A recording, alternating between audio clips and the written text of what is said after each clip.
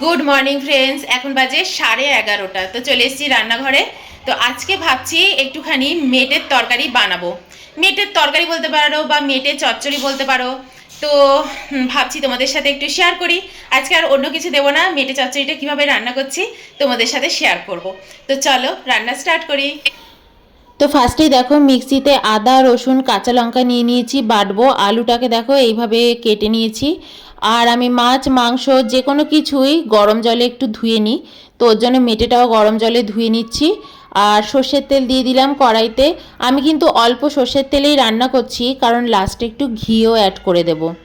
আর এদিকে জিরে ফোড়ন দিলাম, শুকনো লঙ্কা তেজপাতা একটু ভেজে নিয়ে তারপর গোটা গরম মশলা দিয়ে দিলাম, লবঙ্গ এলাচ দারচিনি এই সব কিছুই দিয়েছি।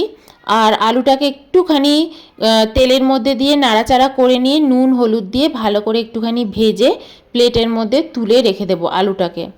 এরপর আমি পেঁয়াজটাকে ভেজে নেব। পেঁয়াজটা যখন একদম ভাজা ভাজা হয়ে আসবে তখন আমি এর মধ্যে একটা গোটা টমেটো অ্যাড করে দেবো। তো দেখো পেঁয়াজটা ভাজা হয়ে এসছে, এবার আমি এর মধ্যে একটা গোটা টমেটো অ্যাড করব। আর এর মধ্যে একটু নুন দিয়ে দেবো। টমেটোর উপরে যদি একটু সল্ট অ্যাড করো টমেটোটা খুব তাড়াতাড়ি মজে যায়। তো দেখো টমেটোটা একদম মজে গেছে।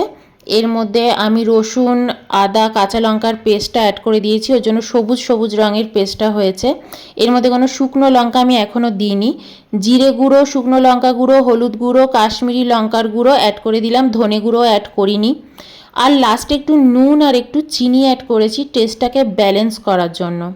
ঢেকে ঢেকেই আমি রান্না করব। আর দেখো মশলাটা ভালো করে কষিয়ে নিচ্ছি।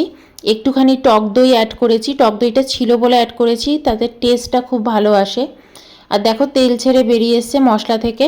এবার আমি এর মধ্যে ভাজা আলু আর গরম জলে যে মেটেটা ধুয়ে রেখেছি সেটাও অ্যাড করে দেব। দিয়ে এটাকে ভালো করে কষিয়ে নেব, সিম করে তারপর কষাবো। খুব বেশি আঁচে আমি কষাই না, আস্তে আস্তে ঢেকে ঢেকেই আমি কষাই, এতে রান্নাও খুব সুন্দর হয় আর খেতেও খুব সুস্বাদু হয়। তো দেখো আমি অলরেডি কষিয়ে নিয়েছি আর লাস্টে আমি এই কনসিস্টেন্সিতেই রাখবো রান্নাটা। আর এর মধ্যে কিন্তু আমি আর কোনো গরম জল বা কোনো কিছুই অ্যাড করিনি, প্রথমে যে অ্যাড করার তাই অ্যাড করে দিয়েছি। রান্না একদম শেষ। লাস্টে একটু ঘরে বানানো গরম মশলার গুঁড়ো আর একটু ঘি ছড়িয়ে দিলাম, কাঁচা লঙ্কা একটু নেড়ে চেড়ে নেব, নিয়ে একটু ঢেকে দেবো। এবার আমি এটা বাটিতে তুলে নেব। তো দেখো আমি এই কনসিস্টেন্সিতেই রেখেছি, এতেই কিন্তু খুব ড্রাই হয়ে যাবে। তো দেখো আমি কিরকম ড্রাই করে নিয়েছি।